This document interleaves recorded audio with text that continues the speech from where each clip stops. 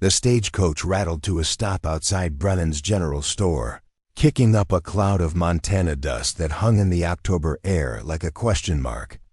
Clara Whitmore pressed her hand against her swollen belly, 7 months now, and felt the baby kick as if protesting the journey's end.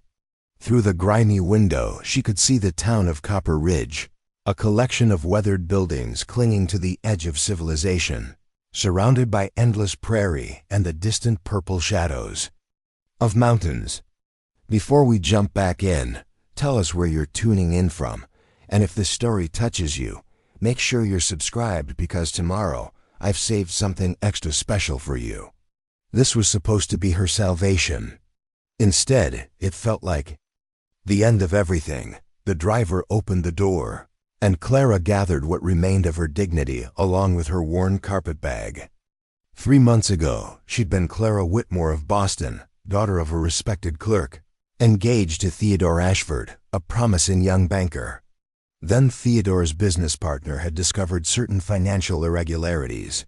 Theodore had disappeared in the night, leaving behind debts, scandal, and Clara, unmarried and pregnant with his child.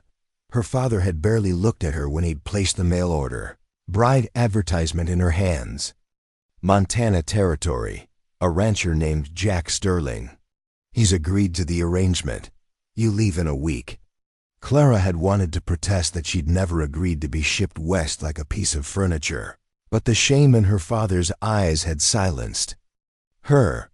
At least Jack Sterling didn't know about the baby. She'd kept her condition hidden under loose traveling clothes and her winter coat. She'd planned to tell him after the wedding, hoping that by then it would be too late for him to send her back. Now, stepping down from the stagecoach, that plan seemed foolish beyond measure. Mrs. Sterling? A young man with a badge pinned to his vest approached her. I'm Deputy Morgan Hayes.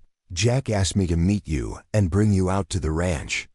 He's dealing with a difficult calving and couldn't get away. Clara's throat tightened. She'd hoped for a few moments in town to compose herself, perhaps to find a room and delay the inevitable confrontation. I see. How far is the ranch? About 8 miles north. Beautiful country once you get past the scrubland.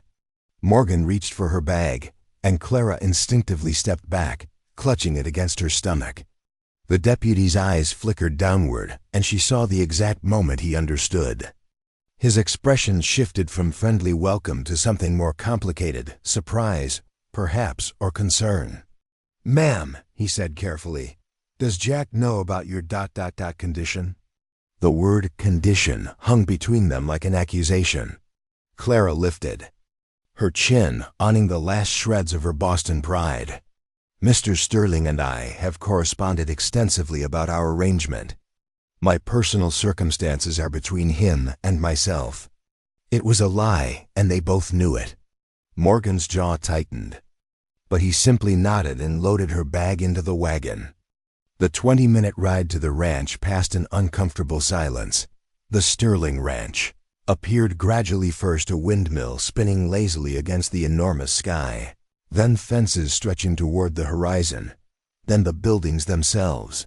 The main house was larger than Clara had expected, a solid 2-story structure with a wide porch. Nearby stood a barn, a bunkhouse, and several outbuildings. Cattle dotted the distant hills like dark stones scattered across green felt. A man emerged from the barn, wiping his hands on his trousers. He was tall, perhaps 35, with dark hair touched with early gray at the temples, and the kind of weathered face that came from years under the western sun. His shirt was stained with blood and something else, birth fluids. Clara realized with a start. Mrs. Whitmore. He nodded to her but didn't approach. His voice was deeper than she'd expected, with a rough quality that suggested he didn't use it often for polite conversation. I apologize for not meeting you in town. We had a heifer in trouble. Lost the calf, but we saved the mother. I'm sorry about the calf, Clara said, because it seemed like the thing to say. Jack Sterling finally looked at her directly, and Clara saw his eyes gray as a winter storm travel from her face downward. Unlike the deputy, he showed no surprise. His expression remained carefully neutral, which somehow felt worse than shock would have been. "Deputy Hayes," Jack said quietly, "thank you for bringing Mrs. Whitmore out. I appreciate it." It was a dismissal. Morgan glanced between them, clearly reluctant to leave Clara alone with the situation, but he had no choice. With a tip of his hat and a worried look, he climbed back into his wagon and headed down the long drive. The silence that followed his departure felt heavy enough to crush Clara's lungs. "How far along?" Jack finally asked. 7 months. Clara's voice came out, steadier than she felt. "The father was my fiancé in Boston. He left when certain financial difficulties arose. I'm told he's gone to California, though I have no way to verify that. My father arranged this marriage because—" She faltered, then forced herself to continue. "Because there were no other options." Jack studied her for a long moment. In the distance, a cow lowed mournfully. A chickadee called from the eaves of the barn. Clara waited for his anger, his disgust, his order for her to get back in a wagon and return to wherever she'd come from. Instead, Jack Sterling did something unexpected. He sat down heavily on the porch steps and ran a hand through his hair, leaving a streak of dirt across his forehead. "I lost my wife 2 years ago," he said, his voice so quiet Clara had to strain to hear it. "Sarah, she died in childbirth, along with our son. I swore I'd never marry again, never risk that kind of pain. But this ranch—" He gestured at the land around them. "It's too much for one man. I need help. I thought I needed a wife who could cook, keep house, maybe eventually ... but I can't. I can't risk another child." Clara felt something crack open inside her chest, not hope exactly, but a kind of recognition.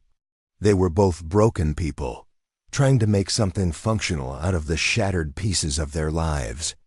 "Mr. Sterling, your baby," he interrupted, looking up at her. "Boy or girl, it will need a father. A name, protection. This territory can be harsh, Mrs. Whitmore. A woman alone with a child." He shook his head. "I can't offer you love. I can't promise you anything beyond a roof over your head and food on the table. But I can give your child legitimacy.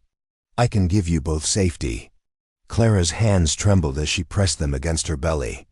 "Why would you do that? I deceived you. I came here under false pretenses." Jack stood, his expression unreadable. "We all come to things under false pretenses, Mrs. Whitmore.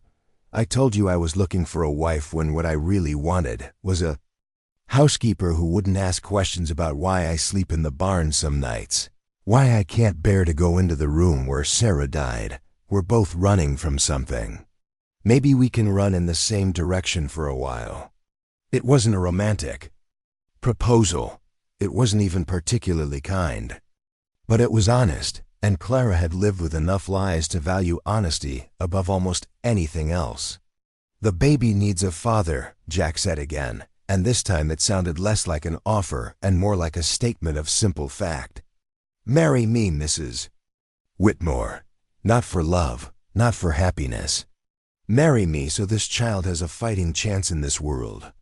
Clara looked at the man standing before her, this stranger who just offered to claim another man's child as his own, not out of affection, but out of some complicated mixture of loneliness and pragmatism and perhaps a kind of penance for the family he'd lost. "Yes," she heard herself say. "Yes, Mr. Sterling, I'll marry you." The wind picked up, carrying with it the scent of grass and cattle and the promise of an early winter. Jack nodded once, as if they'd just concluded a business transaction, which perhaps they had. "There's a circuit preacher who comes through once a month," he said. "He's due next week. Until then, you'll take the main bedroom. I'll stay in the bunkhouse." "That's not necessary." "It is," Jack said firmly. "Whatever this arrangement is, Mrs. Whitmore, it will be proper. I won't have anyone saying otherwise." He picked up her carpetbag and started toward the house, leaving Clara to follow. As she climbed the porch steps, she felt the baby move again, Flutter that might have been a kick or might have been a somersault. I don't know if this was the right choice, she thought. But it was the only choice we had. Behind her, the Montana sky stretched vast and indifferent, offering neither approval nor condemnation. Only space and possibility and the uncertain promise of tomorrow. Preparing and narrating this story took us a lot of time, so if you are enjoying it, subscribe to our channel. It means a lot to us. Now back to the story. The bedroom was larger than Clara's entire room back in Boston had been. A massive iron bed dominated one wall, covered with a faded quilt in shades of blue and cream. The furniture was simple but well made: a wardrobe, a washstand with a porcelain pitcher and basin, a rocking chair positioned near the window that overlooked the eastern pastures. Clara ran her fingers along the dresser top and found no dust. Someone had been maintaining this room, even though Jack clearly hadn't been using it. She wondered if he came in here to clean it himself, or if he paid someone from town. Either possibility felt equally sad. A soft knock interrupted her thoughts. A woman's voice called through the door. "Mrs. Whitmore? I'm Rosie Chun. I help out around the ranch." Clara opened the door to find a Chinese woman about her own age, perhaps 25, with intelligent eyes and flour dusting her apron. Rosie's gaze dropped to Clara's belly for only a fraction of a second before returning to her face with no judgment visible. "Mr. Sterling asked me to bring you some bread and cheese," Rosie said, holding out a plate wrapped in cloth. "Dinner won't be ready for a few hours, but he thought you might be hungry from the journey." "Thank you." Clara took the plate, suddenly aware of how hungry she actually was. "Have you worked here long?" "3 years.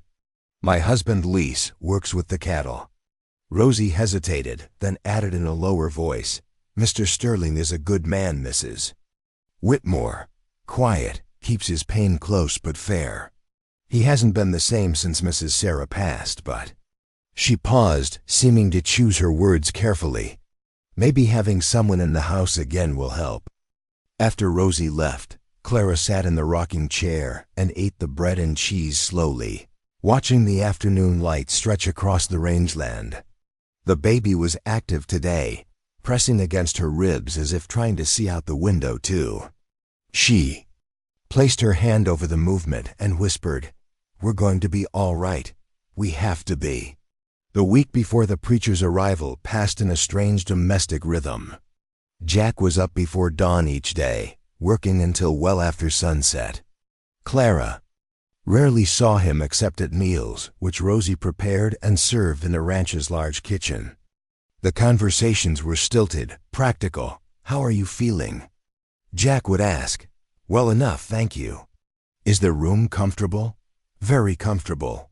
Then silence, filled only by the sound of forks against plates. On the third day, Clara came downstairs to find Jack repairing the fence panel in the side yard.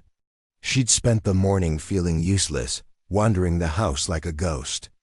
In Boston, despite the scandal, she'd at least had tasks: mending, shopping, helping her mother with the household accounts before her father had sent her away.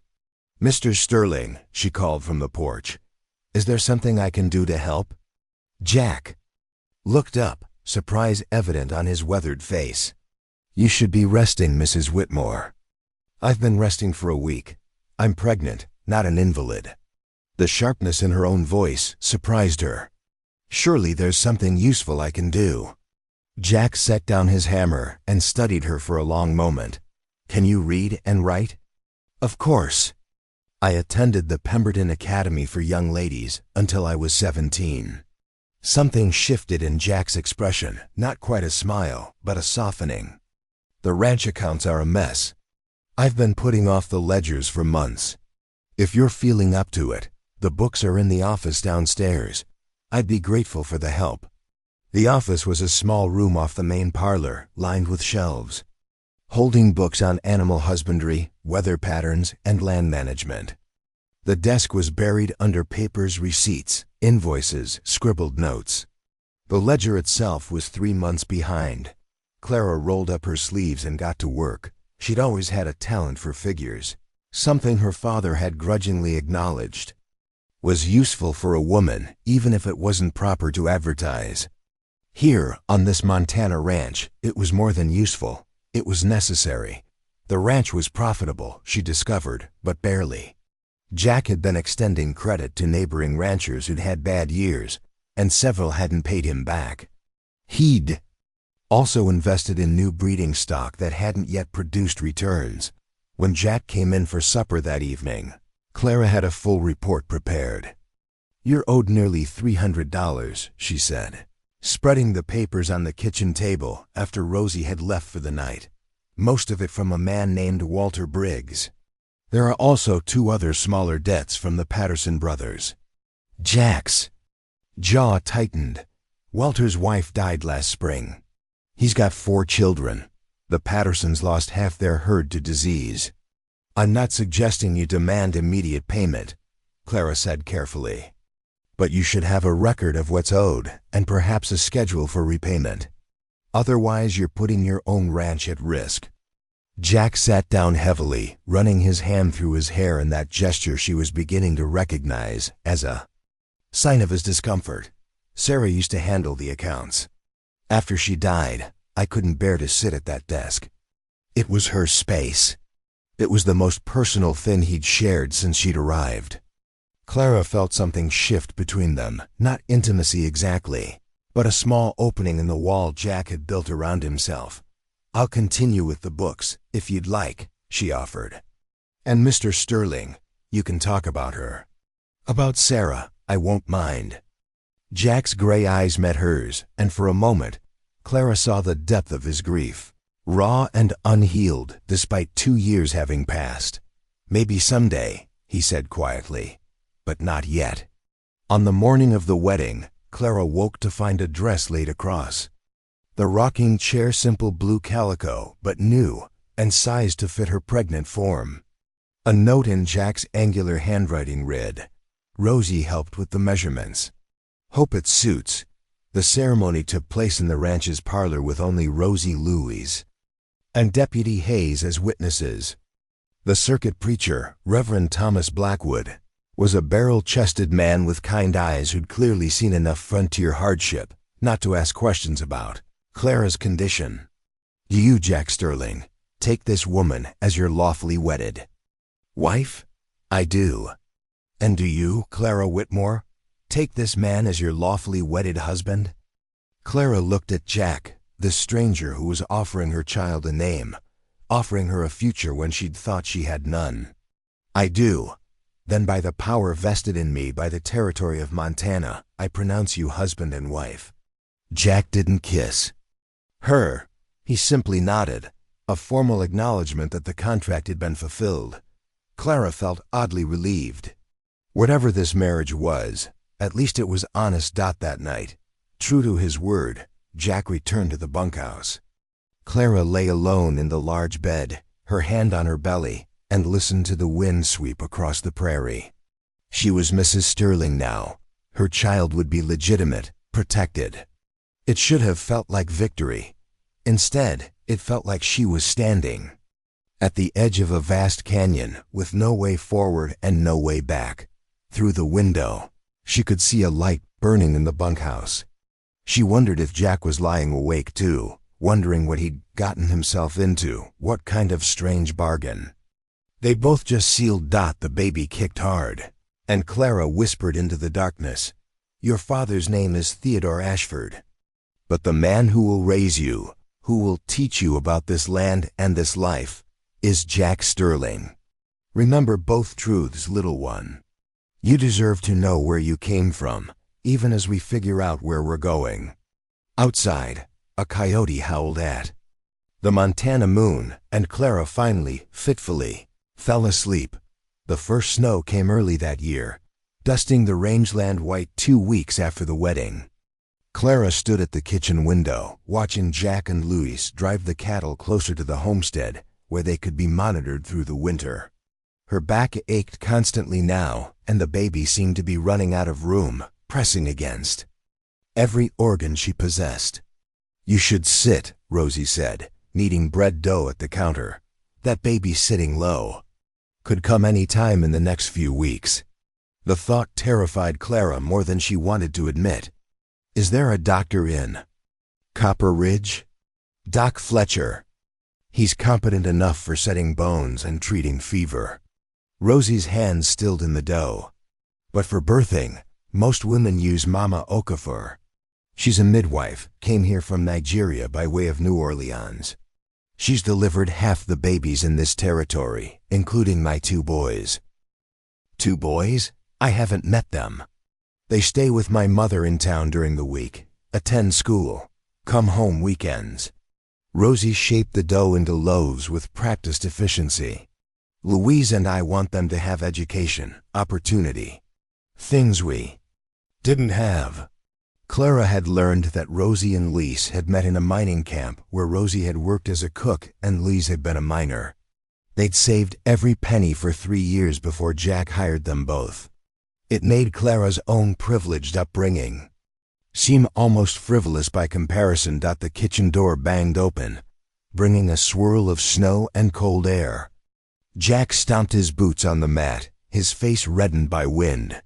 Storm's coming in faster than expected. We got the herd secured, but he stopped mid-sentence, looking at Clara. You're pale. Are you all right? Just tired.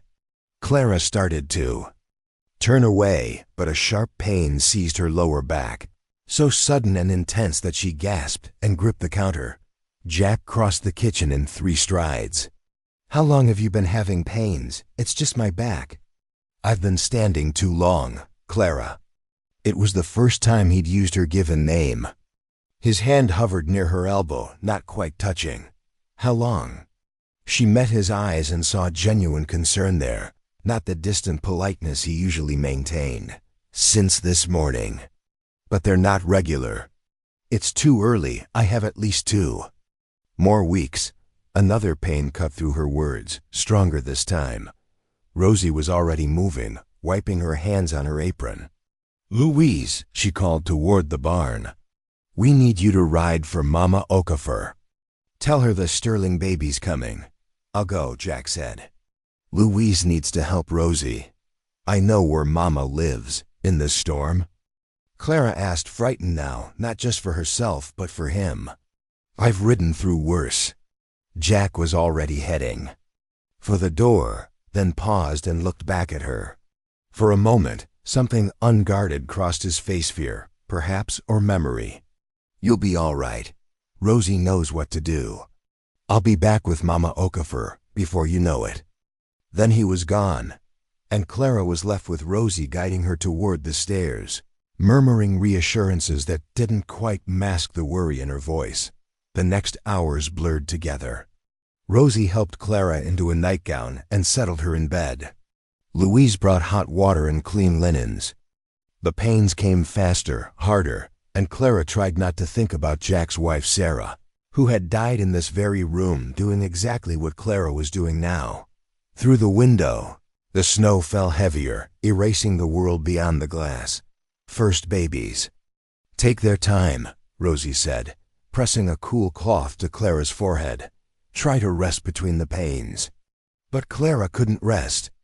Her mind spun with fear, fear that something would go wrong, fear that she'd die and leave her baby orphaned, fear that Jack would return to find history repeating itself in the room he'd been avoiding for 2 years.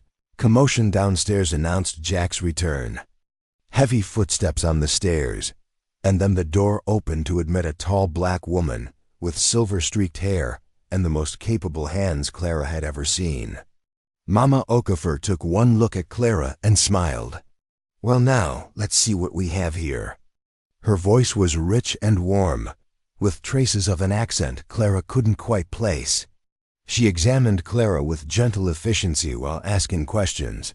How often the pains came, whether her water had broken, how she was feeling. First babies are usually slow, Mama Okafor announced, but this little one seems eager to meet the world. We'll have ourselves a baby by morning, I'd say. Jack lingered in the doorway, snow melting on his shoulders. Mama Okafor noticed him and made a shooing motion. This is women's work, Mr. Sterling. You go on now. I'll call you when there's news." But Jack didn't move. He looked at Clara and she saw raw terror in his eyes. "I lost them both in this room," he said quietly. "Sarah and the baby. If something happens—" "Nothing's going to happen," Mama Okafor said firmly. "This girl is strong, and so is her baby. But you standing there looking like death itself won't help anybody. Go." Rosie gently guided Jack from the room. Through the walls, Clara could hear low voices, Rosie's soothing, Jack's rough with emotion. The labor intensified as night fell. Between contractions, Clara caught glimpses of the world beyond her pain, Mama Okafor's steady presence, Rosie bringing fresh water, the wind howling against the windows. Time became elastic, stretching and compressing. Somewhere in the darkest part of the night, when the pain was so intense, Clara thought she might break apart, she heard Jack's voice from somewhere outside the room. He was talking to Luis in Spanish, halting, unpracticed Spanish, but earnest. Clara's mind was too fogged to catch the words, but the tone was unmistakable. Prayer. Jack Sterling, who seemed to carry his grief like armor, was praying for her and her baby. The realization gave Clara something to hold on to through the next wave of contractions. "All right, honey," Mama Okafor said, her voice cutting through the fog. "Next pain, you're going to push. This baby's ready." What followed was primal, exhausting, terrifying. Clara pushed and screamed and gripped Rosie's hand hard enough to leave marks. Just when she thought she had nothing left, Mama Okafor said, "One more, Clara. One more and you'll meet your baby." Clara pushed with everything she had left. And then a cry. Not her own, but new. Sharp and indignant and utterly, perfectly alive. "It's a girl," Mama Okafor announced, holding up a tiny, red-faced creature who was wailing her displeasure at being thrust into the cold world. A strong, healthy girl. Clara started crying, great gasping sobs of relief and joy and exhaustion. Mama Okafor cleaned the baby quickly and placed her on Clara's chest, and Clara looked down at her daughter with wonder. She had a shock of dark hair and tiny fists that waved in the air. Her eyes, when they opened, were that indeterminate blue-gray of newborns. She was perfect. "Does she have a name?" Rosie asked softly. Clara hadn't allowed herself to think about names, as if doing so would tempt fate. But looking at her daughter now, one name immediately to mind. "Grace," she whispered. "Her name is Grace Eleanor Sterling." Mama Okafor smiled. "Grace, that's a good strong name. Now let's get you both cleaned up, and then maybe we let that poor man downstairs know he has a daughter." Minutes later, or perhaps it was hours, Clara had lost all sense of time. There was a soft knock on the door. Jack entered hesitantly, his face pale, his eyes scanning the room as if expecting to find disaster. Instead, he found Clara propped up in bed, exhausted but alive, with a small bundle in her arms. "Mr. Sterling," Clara said, her voice hoarse from screaming, "would you like to meet your daughter?" Jack approached slowly, as if walking through a dream. He looked down at Grace, and Clara watched emotions chase across his face too quickly to name grief, wonder, fear, something that might have been hope. "She's so small," he said finally. "She's strong," Mama Okafor corrected. "Came into this world fighting. She'd do just fine." Jack reached out one rough, work-worn finger, and Grace's tiny hand closed around it with surprising strength. Something broke in Jack's expression. Some wall he'd been maintaining crumbled. "Hello, Grace," he whispered. "Welcome to the ranch." And Clara, watching this quiet man who'd agreed to raise another man's child as his own, felt something shift. In her chest, not love, not yet, but the first fragile stirrings of something that might, someday, become it. Grace was 3 weeks old when the trouble started. Clara had just finished nursing her when she heard raised voices from the yard. Through the window, she saw a man she didn't recognize, heavy-set, with a thick beard and hostile eyes, jabbing his finger at Jack's chest. Jack stood his ground, but his hands were clenched at his sides. Rosie appeared in the doorway of the nursery, her face tight with concern. "That's Walter Briggs. He's heard you've been asking about the money he owes." "I haven't asked for anything," Clara said, settling Grace in her cradle. "I simply sent a letter outlining a payment schedule. Very reasonable terms." "Walter doesn't see it that way." Rosie moved closer to the window. "He's telling people in town that Jack's gotten hard-hearted since taking the city wife. That you're making him squeeze his neighbors for every penny." Clara's stomach dropped. This was exactly what she'd feared, that her presence would cause problems for Jack, that she'd be seen as an outsider disrupting the delicate social fabric of frontier life. Downstairs, she found Jack sitting at the kitchen table, his jaw set in a hard line. A purple bruise was already forming on his cheekbone. "He hit you?" Clara asked, shocked. "Took a swing." "I didn't hit back." "Wouldn't have been right, given." Jack trailed off, then looked up at her. "Walter's spreading talk in town. Says I'm not the man I used to be, that I've forgotten what it means to be a neighbor." Clara sat down across from him, anger rising in her chest. $300 is not a small sum, Jack, and the payment schedule I proposed would have taken 2 years. That's more than fair. Fair doesn't matter if it turns the whole territory against us. Jack rubbed his face wearily. "These people have been my neighbors for 10 years. Some of them helped me bury Sarah. Walter's wife Emily and Sarah were close friends. The implication hung in the air, and now you've come along and ruined everything." Clara stood abruptly. "I'll write another letter. Tell him the debt is forgiven." "No," Jack's voice was firm. "That's not the answer either. Running a ranch on sentiment instead of sense is how people lose everything. You were right about the accounts. I just didn't expect this kind of backlash." Before Clara could respond, there was a knock at the door. Deputy Hayes stood on the porch, his expression apologetic. "Jack, Mrs. Sterling, I need to talk to you both." Over coffee, Morgan explained that Walter had gone to the territorial marshal, claiming Jack was illegally seizing assets. It was nonsense. Jack hadn't seized anything, but the accusation had to be investigated. "There's something else," Morgan said, looking uncomfortable. "Walter's been asking questions about Mrs. Sterling, about where she came from, why she showed up pregnant. He's implying ... Well, he's implying things that aren't proper to repeat in front of a lady." Clara felt her face flush hot.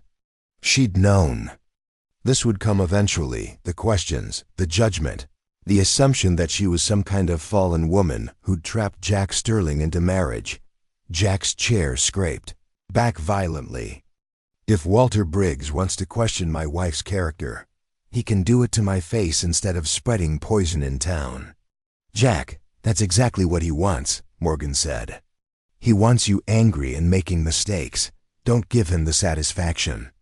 After Morgan left, Jack paced the kitchen like a caged animal.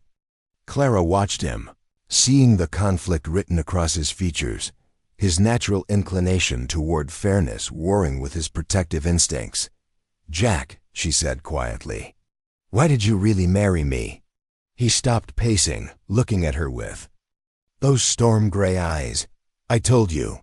The baby needed." "No, the real reason." Clara stood, moving closer to him. "You could have sent me back to Boston. You could have given me money for the return journey and washed your hands of the whole situation, but you didn't." "Why?" Jack was silent for a long moment. When he finally spoke, his voice was raw. "After Sarah died, I stopped seeing any point to anything. I worked the ranch because it needed working. I ate because bodies need food. But I wasn't living, I was just ... existing. Then you stepped off that stagecoach, and you were so scared but trying so hard not to show it. And I thought..." He paused, struggling with the words. "I thought maybe here was something I could do right. Maybe I couldn't save Sarah, but I could save you. And maybe in saving you, I'd find a reason to start living again." Clara felt tears prick her eyes. I'm not a project, Jack. I'm not something you can fix to make up for what you lost. I know that. Jack ran his hand through his hair. God. Clara, I know that, but you asked why, and that's why. I'm sorry if it's not the answer you wanted. Upstairs, Grace began to cry. Clara started toward the stairs, but Jack caught her arm gently. Let me, he said. Please. She nodded, and Jack disappeared up the stairs. Clara heard his heavy footsteps cross to the nursery, heard his deep voice murmuring softly to the baby. The crying stopped. When Jack came back down, he was carrying Grace against his shoulder, one large hand supporting her tiny body. The baby was awake, her unfocused eyes roaming the room. She was just lonely, Jack said. Babies get lonely too, I think. Clara watched him with Grace and felt something fundamental shift in her understanding of this man. He wasn't just tolerating the baby or accepting her out of obligation. He was genuinely, tenderly caring for her. Tomorrow, Clara said, I'm going into town. Jack looked alarmed.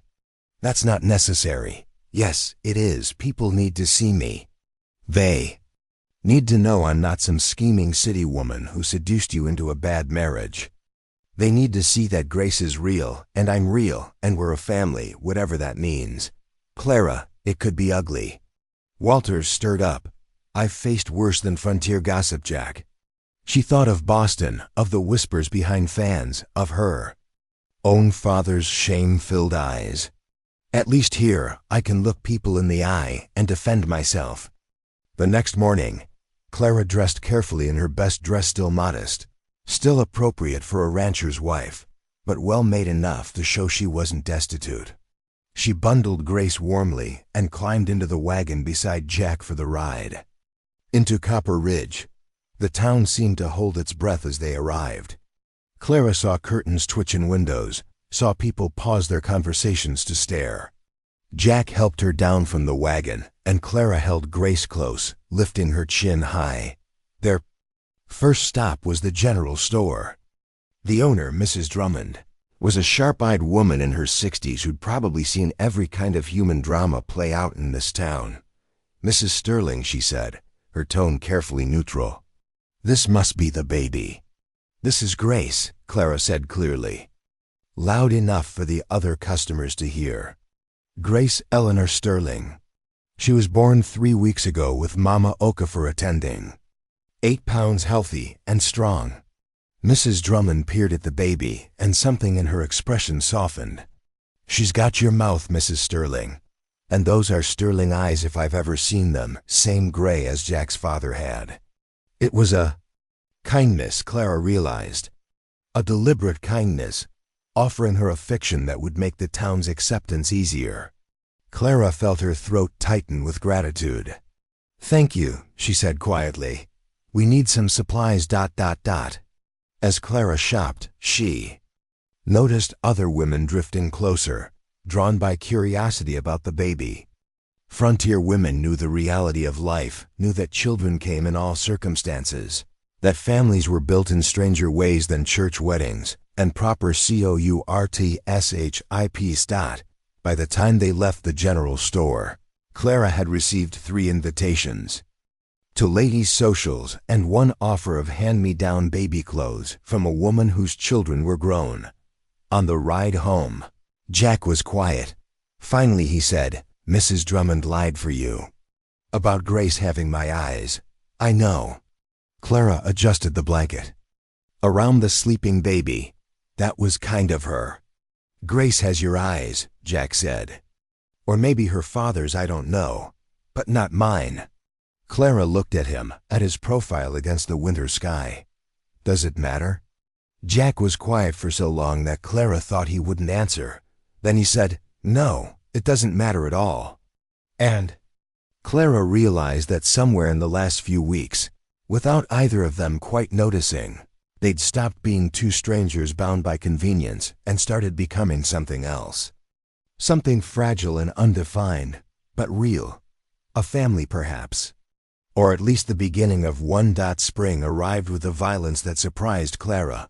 The snow melted too fast, turning the roads to impassable mud and the creek that ran through Sterling land into a raging torrent.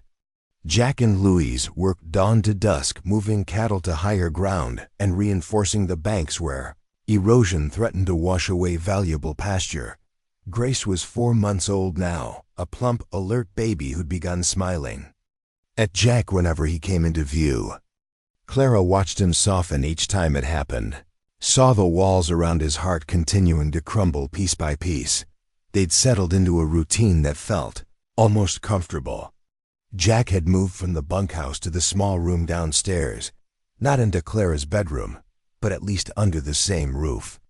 He still grieved Sarah, Clara knew, but the grief had transformed from a sharp, paralyzing thing into something quieter, a sorrow he could carry while still moving forward. Then the letter arrived. Clara recognized the handwriting on the envelope immediately. Her hands trembled as she broke the seal and read the words that would shatter the fragile peace they'd built. My dearest Clara, I write to you from San Francisco, where fortune has finally smiled upon me.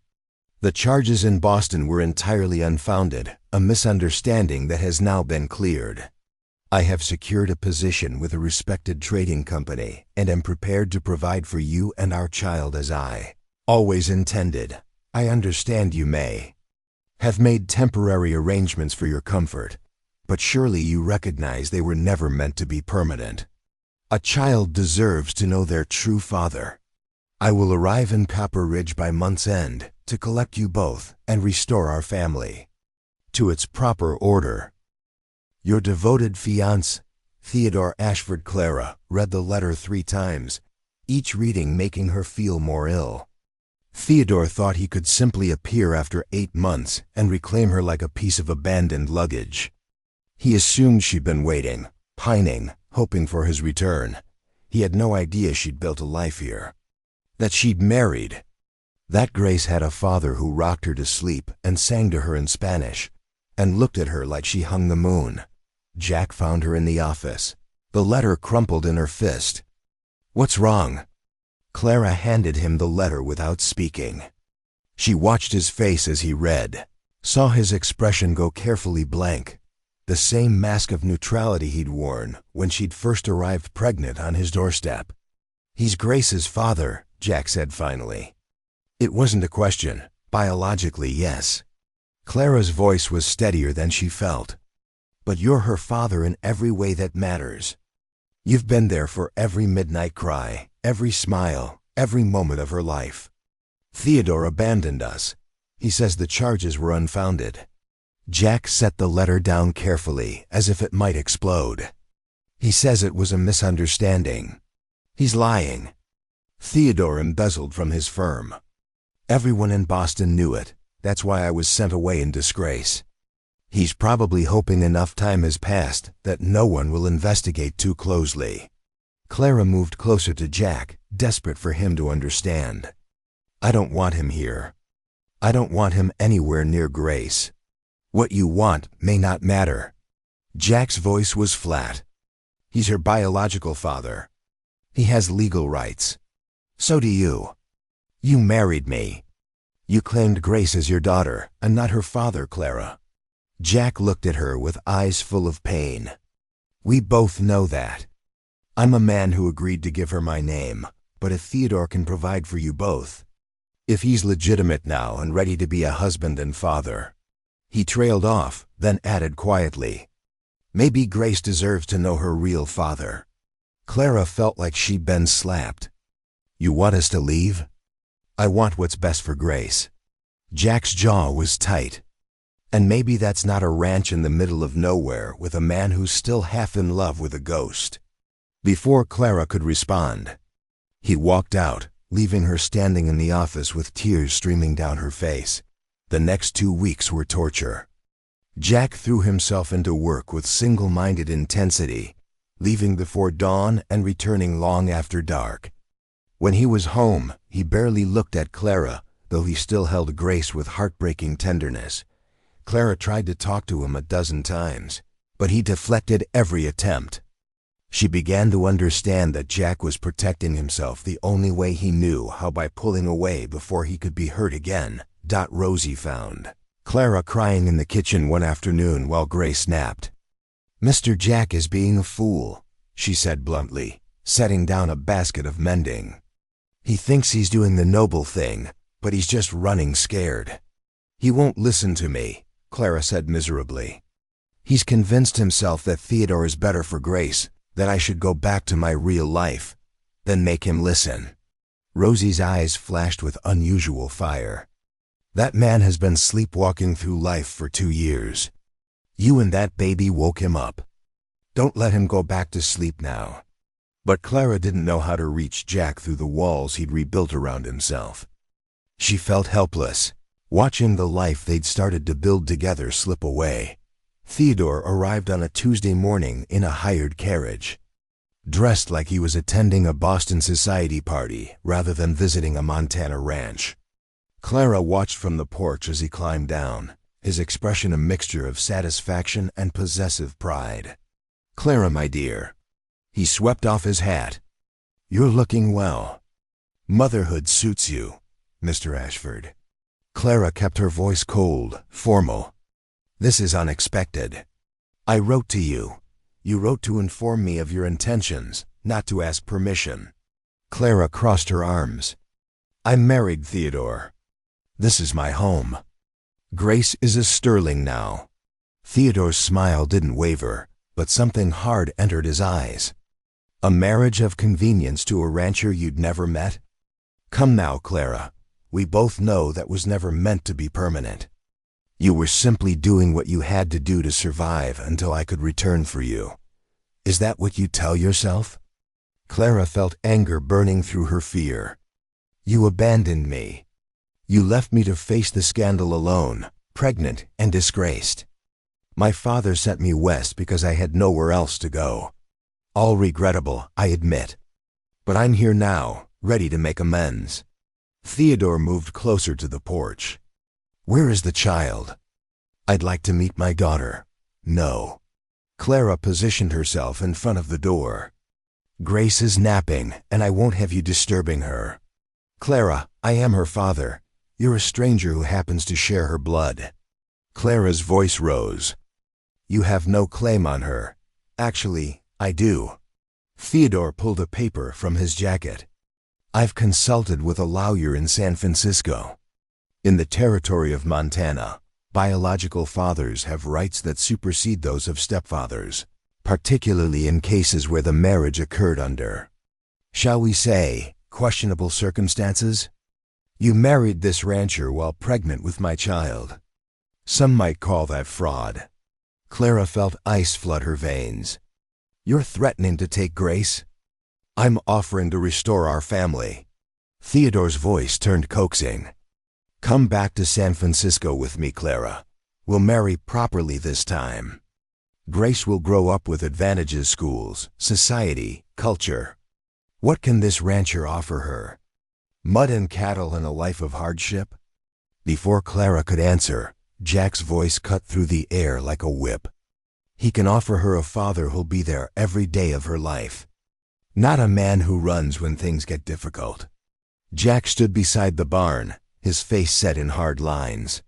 Clara had never seen him look so dangerous. Theodore sized him up with dismissive eyes.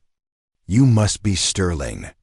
I appreciate you providing temporary shelter for my fiancé, but I'm prepared to compensate you for your trouble. Clara's not your fiancé. She's my wife." Jack moved toward them with predatory grace. "And Grace is my daughter.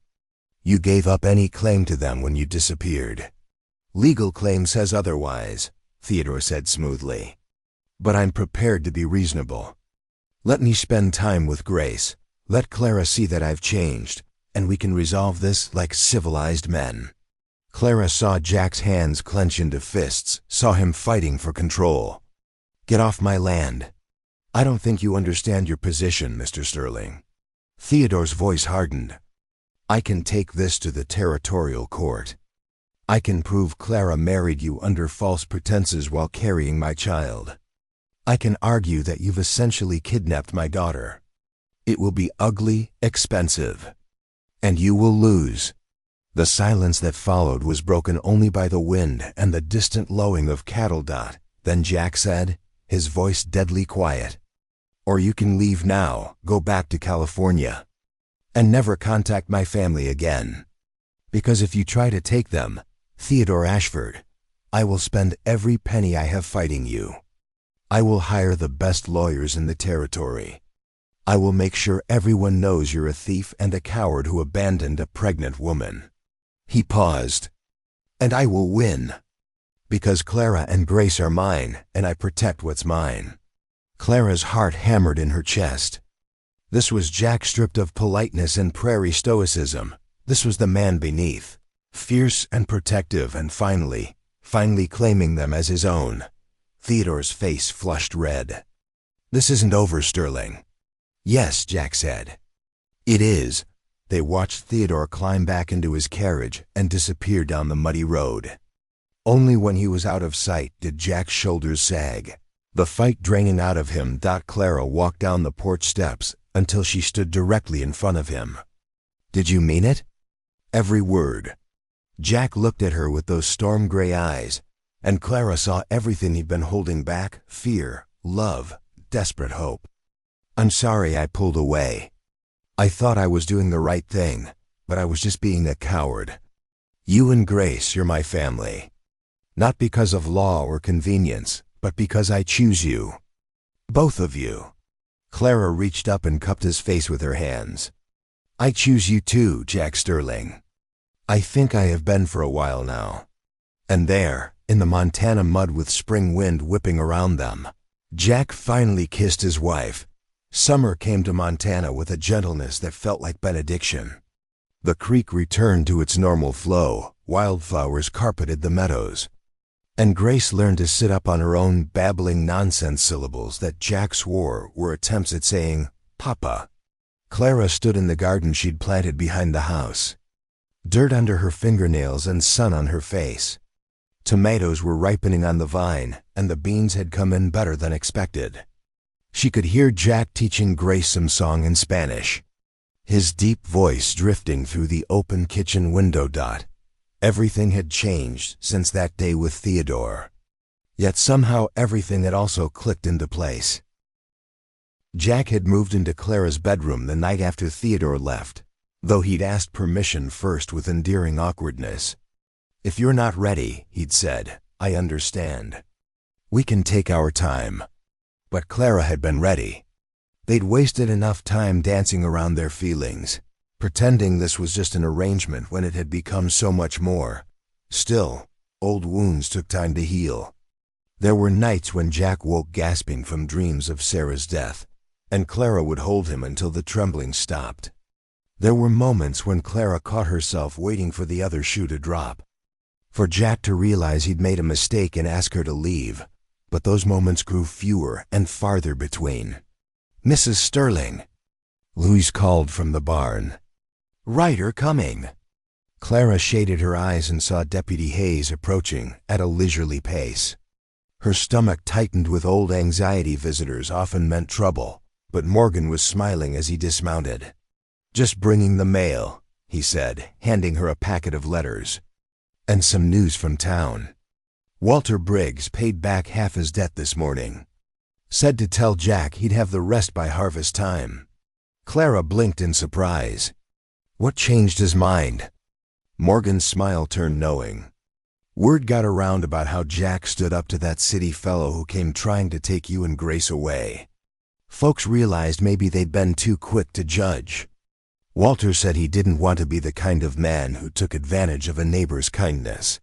After Morgan left, Clara sorted through the mail. Bills, a letter from Rosie's mother about the boys, a catalog for farm equipment, and one envelope that made her breath catch addressed in her father's distinctive handwriting. She took it inside where Jack was, letting Grace gum on his finger while he read the cattle prices in last week's newspaper. "Letter from my father," Clara said.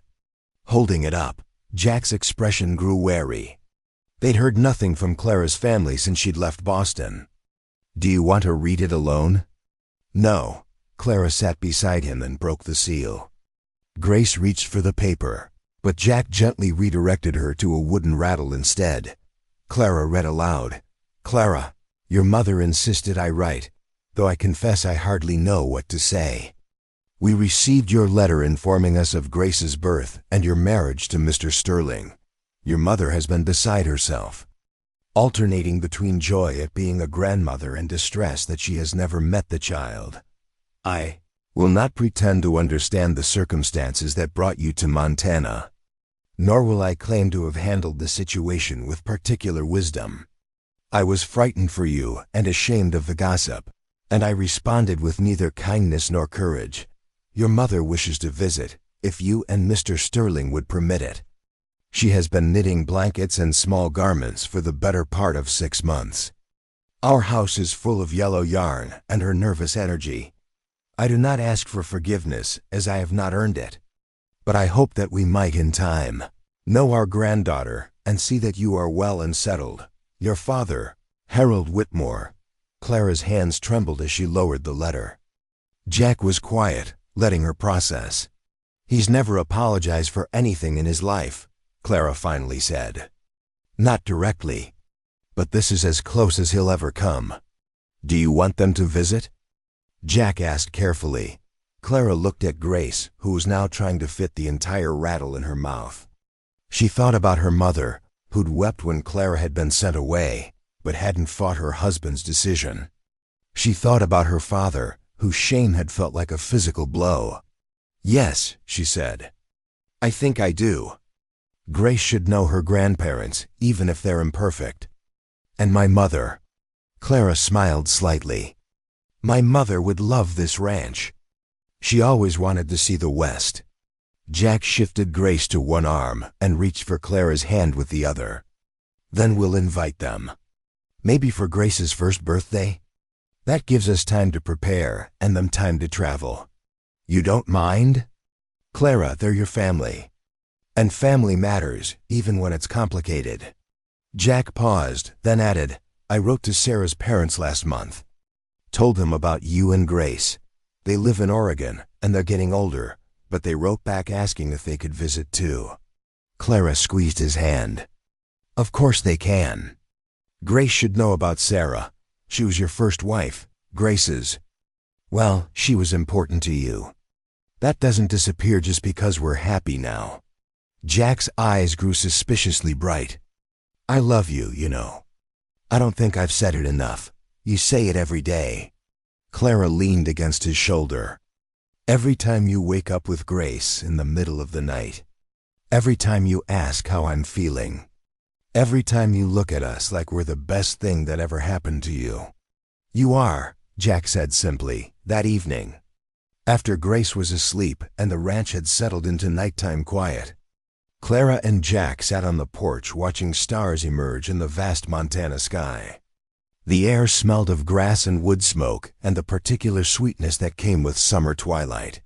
Do you ever wonder what would have happened if I'd told you about the baby before I came? Clara asked. If you'd known in advance? Jack considered this. I think I would have said yes anyway. Maybe for different reasons, duty or pity or some mix of both. But I would have said yes. And now? Now I'd say yes 1,000 times over. For one reason only. Jack pulled her closer. Because you're you, and I can't imagine my life without you in it. Clara thought about the frightened woman who'd stepped off that stagecoach 8 months ago. Pregnant and desperate, and certain her life was over.